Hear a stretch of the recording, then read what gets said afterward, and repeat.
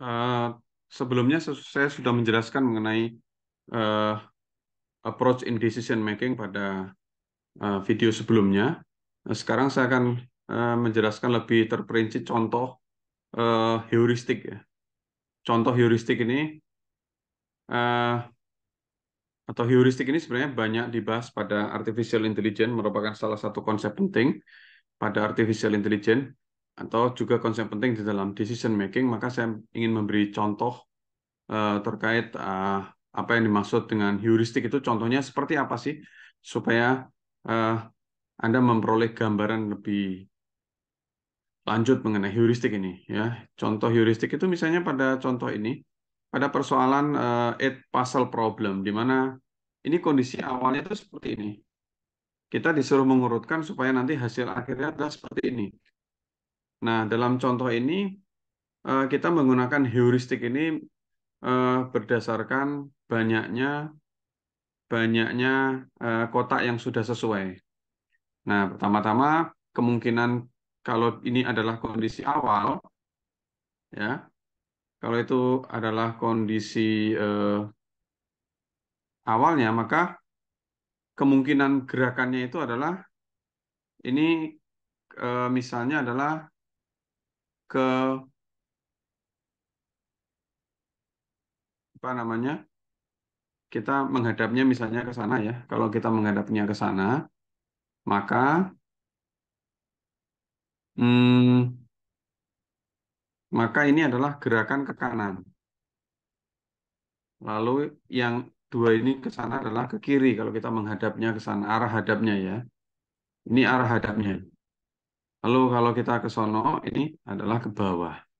Itu pertama kita harus tahu dulu arah arah menghadapnya bagaimana. Nah, sekarang pergerakan pertama adalah pergerakan ke kanan. Nah, ini ke kanan. Kita akan menghitung H-nya. H itu adalah suatu angka yang akan menghitung berapa banyak kesamaannya dengan tujuan akhir. Ini tujuan. Nah, dalam hal ini kesamaannya ada berapa banyak? Kalau angkanya 1, 2, 3, 4, 5, 6, 7, 8 begitu. 1, 2, 3, 4, 5, 6, 7. Nah, jadi ada 4. Ini kesamaannya. Kemudian yang kedua, gerakan yang jenis kedua adalah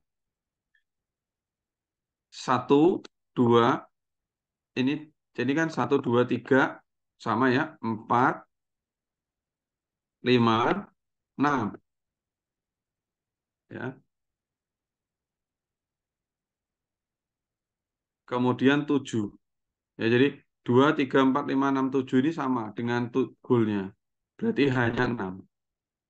Kemudian yang gerakan ke bawah tadi, itu kesamaannya adalah ada berapa banyak? 1, 2, 3 sama 4, 5, 6, 7. Ada 5. Nah, jadi hanya ini adalah banyaknya kotak yang sama. Nah, itu ada berapa banyak? Nah, dalam hal ini adalah banyaknya ada yang gerakan ke kanan ada 4, gerakan ke kiri ada 6, gerakan ke bawah ada 5. Nah, kita akan mencari H yang tertinggi. Lalu kita akan melakukan jenis gerakan ya. Gerakannya kemana saja? Kemungkinan pertama adalah ke kanan, yaitu ke sana, atau ke bawah, yaitu ke sini. Tidak ada kemungkinan gerakan yang lain. Nah, kemudian kita bisa melihat ya, misalnya ini kesamaannya ada 1, 2, 3, 4, 5, 6, 7. Ada 7 kalau ini, itu 2, 3, 4, 5, 6, 7. Di sini ada 5 kesamaannya. Nah, kita mencari H yang paling besar. Mencari H terbesar dan telusuri. Telusuri. Jadi, kita mencari H yang paling besar. H-nya paling besar 6. Terus kita telusuri ini. Yang di sini percabangannya ke kanan atau ke bawah. cari H yang terbesar. Oh, hanya 7. Dipilih H7. Lalu dicari lagi, yang paling besar adalah H8, sudah selesai. Ini contoh heuristik yang pertama. Contoh ini, jadi kita mencari H, banyaknya kotak yang sama. Lalu kita mencari H yang terbesar. Bisa juga kita mencari H yang terkecil. Justru H yang terkecil yang kita lanjutkan gitu ke pergerakan sebelumnya. Ya, kita mencari H yang terkecil, lalu kita akan melanjutkan ke pergerakan sebelumnya. Contohnya itu adalah misalnya di sini ini misalnya kondisi awal ya. Lalu kita akan melihat kondisi kondisi tujuannya ya. Kalau nggak salah kondisi tujuannya di sini adalah saya agak lupa ini kondisi tujuannya ya. Kalau nggak salah 1, 2, 3, 4, 5, 6, 7, 8 kalau nggak salah seperti ini. Nah, hanya ini adalah H ini melihat ketidaksesuaian, ketidaksamaan. Kalau tadi kan kesamaan, kalau ini kan kecocokan dengan tujuan. Kalau ini justru kebalikannya, ketidaksamaannya. Nah, ketidaksamaannya berapa ini? 1, 2, 3. Ini ketidaksamaannya ini. Jadi kesamaannya 3, ketidaksamaannya jadi ketidaksamaannya 5. Kalau yang ini misalnya ketidaksamaannya berapa? Ini ketidaksamaannya adalah yang ini, yang ini, yang ini. Ini tidak sama semua. Kesamaannya hanya 1 saja. Kalau ini ketidaksamaannya adalah yang ini.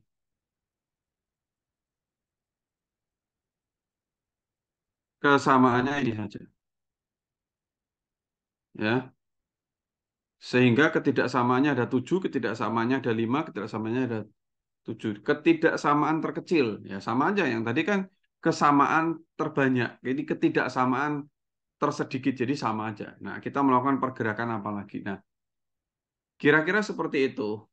Heuristik di sini adalah contohnya adalah menghitung kesamaan atau kalau di sini ketidaksamaan, kalau yang tadi menghitung kesamaannya, lalu kita akan menelusuri yang sama itu lebih jauh. Nah, itu adalah contoh dari heuristik. Nah, pada pembahasan berikutnya saya akan menjelaskan mengenai decision support system. Jadi, ini merupakan sekumpulan orang, prosedur, software, database, dan devices yang terorganisir, di mana mereka akan eh, di mana sistem ini akan mendukung di dalam pembuatan keputusan untuk memecahkan masalah. Nah, kemudian kita akan melanjutkan dengan keuntungan dan kerugian dari decision support system. Di sini kita melihat negatif impact-nya itu adalah terkait dengan biaya. Sedangkan positif impact-nya itu adalah terkait dengan performance atau hasil atau dampak positif apa yang kita inginkan gitu. Misalnya pengambilan keputusan bisa lebih cepat, kualitas pengambilan keputusan lebih baik, kemudian biayanya misalnya biaya hardware, biaya software yang lebih yang ini tentu akan membebani. Jadi itu ada negatif dan positif impact. Nah, berikutnya adalah usual karakteristik dari DSS. Jadi karakteristiknya itu adalah memberikan akses yang cepat dari informasi, menyediakan kecepatan akses yang cepat dari informasi, kemudian menyediakan report dan presentasi dan laporan yang fleksibel, menawarkan orientasi teks dan grafik, bisa dalam bentuk teks dan grafik, bisa memberikan drill down analisis, bisa melakukan analisis yang kompleks, canggih, perbandingan menggunakan advanced software package, bisa mendukung optimisasi atau mendukung pendekatan optimization, satisficing, dan heuristik seperti yang dijelaskan sebelumnya, bisa melakukan analisis simulasi, bisa meramalkan, memprediksi future opportunity atau kesempatan yang lebih baik di masa mendatang atau masalah yang bisa ditimbulkan. Nah, berikutnya adalah komponen dari DSS ya. Komponen dari DSS itu seperti ini. Ada database yang kita sudah pernah pelajari, di mana akses database ini bisa eh, apa terkait dengan pengaksesan data. Nah, kemudian model base itu adalah bagian dari DSS yang memungkinkan manajer dan pengambil keputusan itu untuk melakukan analisis internal atau eksternal data. Nah, kemudian itu model base. Nah, kemudian MMS itu adalah software yang mengkoordinasikan model di dalam DSS, termasuk Financial Statistical Analysis, Graphical, dan Project Management Model. Jadi, MMS itu akan software yang mengkoordinasikan penggunaan model-model di dalam DSS. Ya. Nah, jadi MMS ini tentu merupakan bagian penting yang membedakan antara DSS dan bukan DSS. Nah, contohnya model manajemen software ini adalah misalnya target financial itu adalah memberikan analisis tentang cash flow, internal rate of return, dan investment analysis. Kalau statistical itu dia akan memberikan analisis berupa summary statistik, trend projection, dan hipotesis testing. Kemudian kalau bentuk grafikal, dia akan membantu decision maker itu untuk melakukan perancangan, pengembangan, dan menggunakan grafik display dari data dan informasi. Kemudian untuk project management itu model manajemen software itu akan mendukung pengambil keputusan di dalam menghandle dan berkoordinasi dengan proyek yang besar.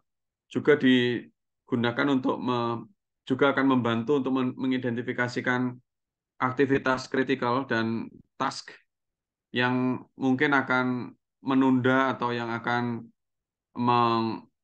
merusak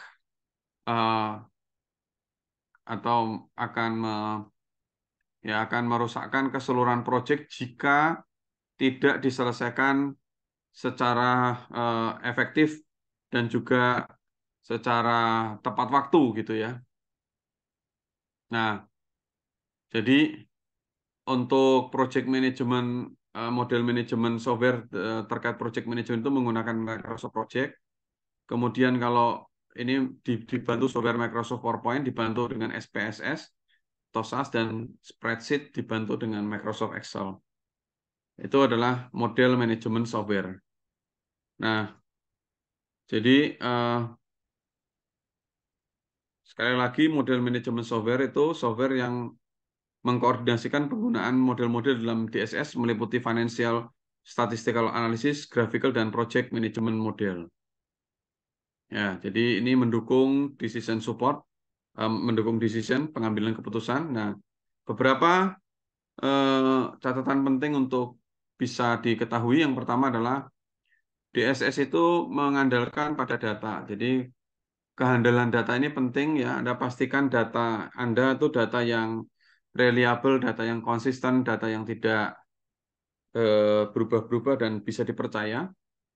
Data itu memerlukan perlu untuk disimpan dan diproses menggunakan data warehouse ya untuk melakukan analisis data. Nah, dan kemudian dengan data kita dapat melakukan berbagai hal yang merefer pada business intelligence, misalnya adalah mengintegrasikan AI dan ke dalam DSS kita, decision support system kita. Nah, ini contoh data warehouse ya. Ini sistem ini adalah data dari berbagai sumber. Kita bisa melakukan ekstraksi ya dan membentuk metadata ini. Kemudian ini menjadi data tersimpan, data marketing, data manajemen, data finance. Kemudian user bisa mengakses data-data itu. Nah, itu adalah data warehouse ya. Nah, ini adalah namanya middleware untuk membantu akses dari user ke storing data, data integration kan ini dari sistem source-nya kemudian diintegrasikan melalui ETL dan supply chain data ini membentuk enterprise data warehouse, kemudian tersimpan dalam data terkait marketing, manajemen, dan finance. Lalu ini diakses oleh user, ya. Jadi pendukung keputusannya semua ada di sini, ya. Dan ini user yang menggunakan. Berikutnya adalah artificial intelligence dan juga business intelligence, ya. Pertama-tama saya perlu jelaskan mengenai definisi dari artificial intelligence. Ada banyak definisi tentang artificial intelligence. Contohnya adalah di sini adalah ilmu yang memungkinkan teknologi informasi seperti software, hardware, network, dan sebagainya itu untuk menggambarkan kemampuan manusia.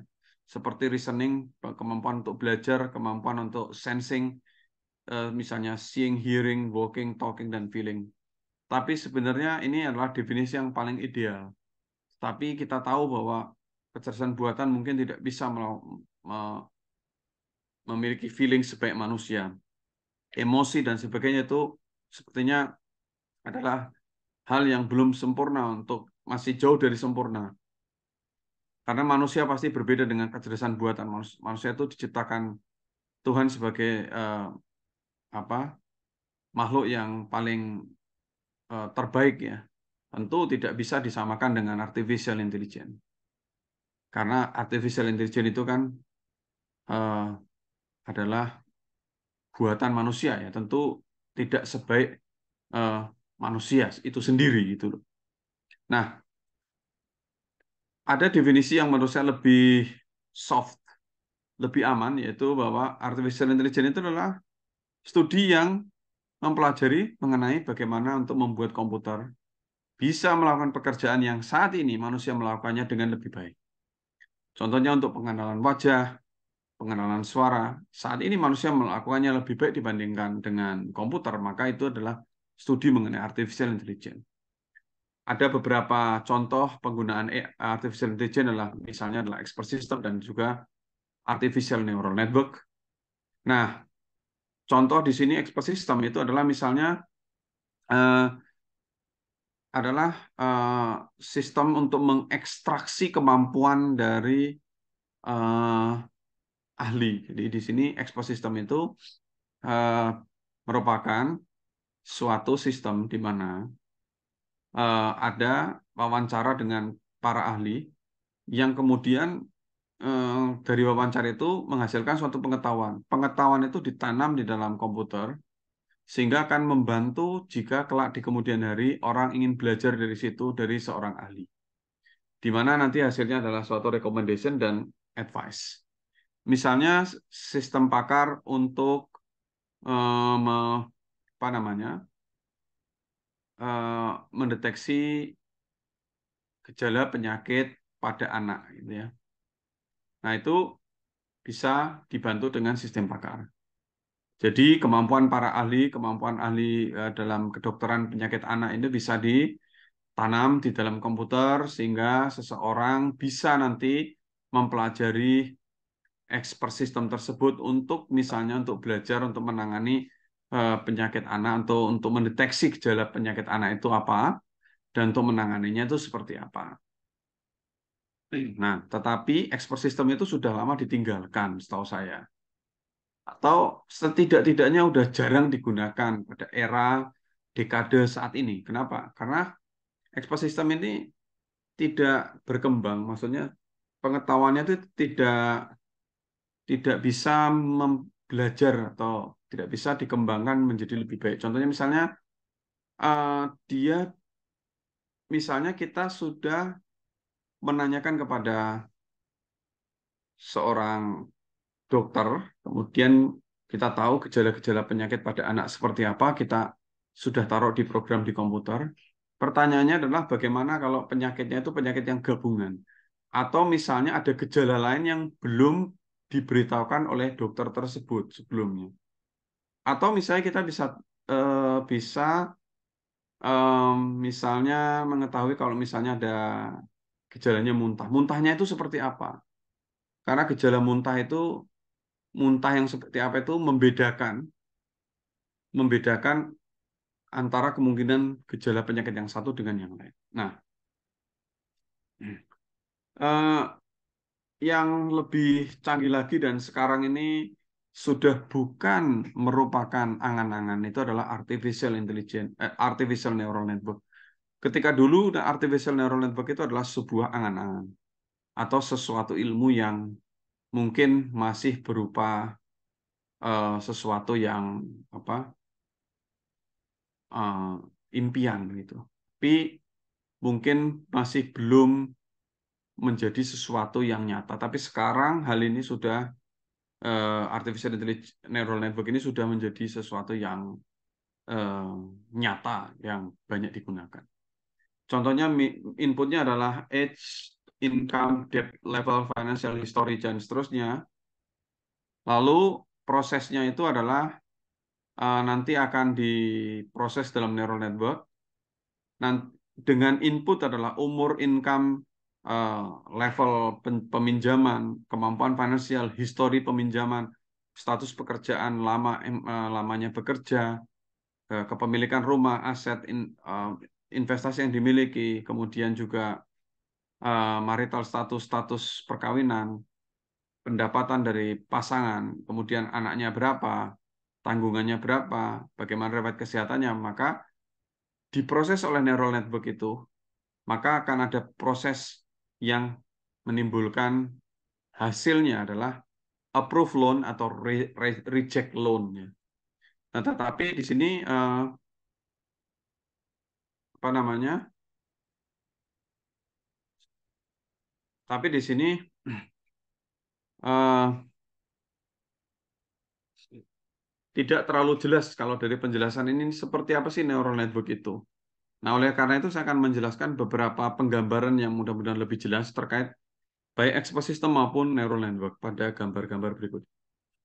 Ini adalah contoh dari ekosistem, ya. Ini kita kembali sedikit ke ekosistem di mana di sini ada knowledge dari ahli, kemudian akan diekstraksi nih. Maka dia akan masuk ke dia ini ada rules engine, dia akan diberikan ke rules engine, kemudian dia akan kalau inputnya seperti apa, akan ada outputnya seperti apa. Ini non expert, ini expert. Nah, masalah dari expert system ini adalah tidak mudah untuk mengekstrak pengetahuan ke dalam suatu knowledge base itu. Pengetahuannya itu kadang misalnya dia bilang muntah, tapi muntah seperti apa? Atau kalau misalnya dia panas, ya. Panas itu sebenarnya ada berbagai macam panas. Ya. Panas karena mungkin mungkin mungkin saja ya, maksud saya mungkin bisa disebabkan berapa hal. Seperti tadi muntah itu bisa disebabkan berapa hal atau sakit kepala misalnya. Itu karena apa? Karena eh, misalnya karena kolesterol atau karena ada masalah di bagian kepala atau apa. Itu kan sebenarnya tidak mudah untuk pesan saya adalah untuk mengekstrak pengetahuan eh, dari expert ke dalam knowledge base itu tidak mudah.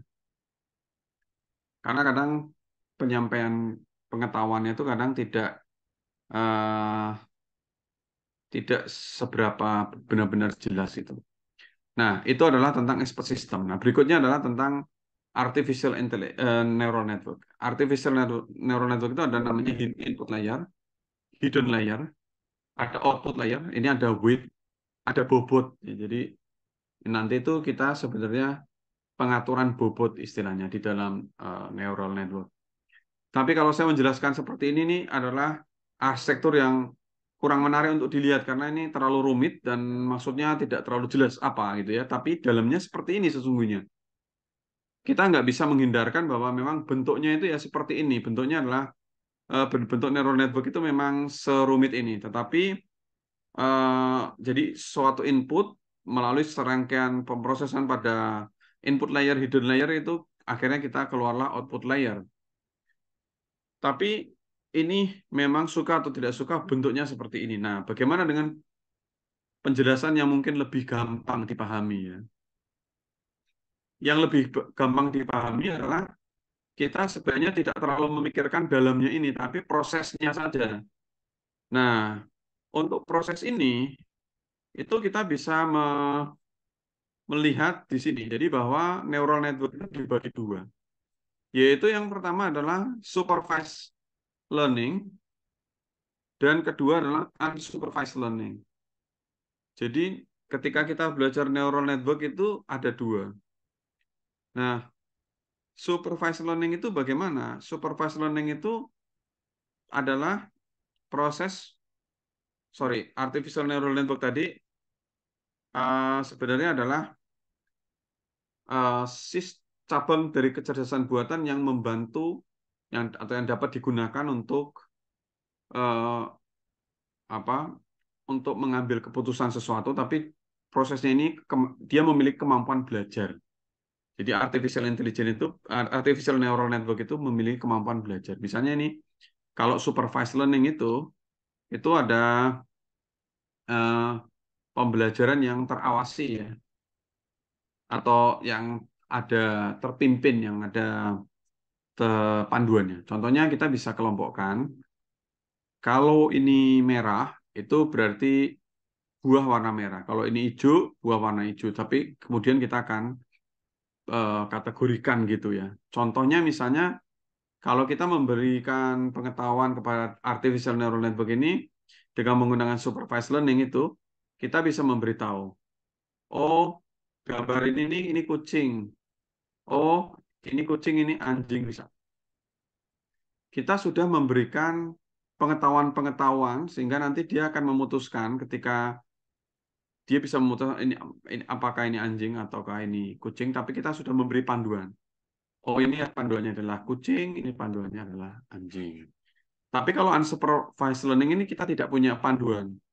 Jadi misalnya ada suatu data, itu nanti kita akan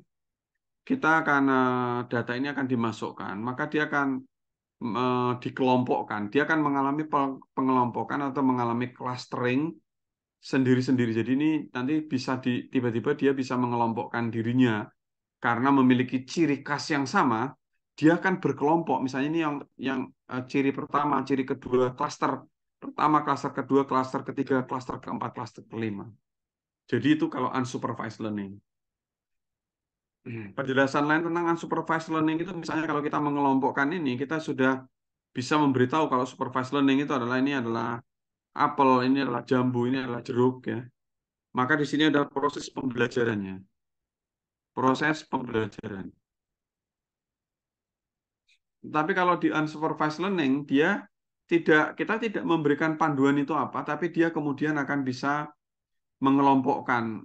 Dia berdasarkan karakteristik yang dia miliki, ciri yang dimiliki, dia bisa mengelompokkan dia adalah apel, pisang, dan jeruk. Itu adalah mengenai artificial neural network. Jadi artificial neural network ini di situ ada proses pembelajaran atau proses seperti namanya itu proses belajarnya, kemampuan belajar ya. Jadi lebih baik dari expert system karena dia memiliki kemampuan belajar untuk membedakan misalnya seperti tadi contoh buah apel, eh, buah jambu atau buah jeruk atau kucing atau anjing gitu ya. Nah, itu eh, adalah penjelasan tentang expert system dan artificial neural network ya. Terakhir ini adalah bagian tugas ya yang bisa Anda diskusikan, yang diminta untuk Anda kerjakan, yaitu temukan aplikasi nyata dari artificial intelligence di dalam DSS dan lakukan analisis untuk kontribusinya itu apa untuk organisasi, dan juga diskusikan mengenai apakah kecerdasan buatan itu akan menggantikan manusia di dalam pengambilan keputusan. Jadi pertama adalah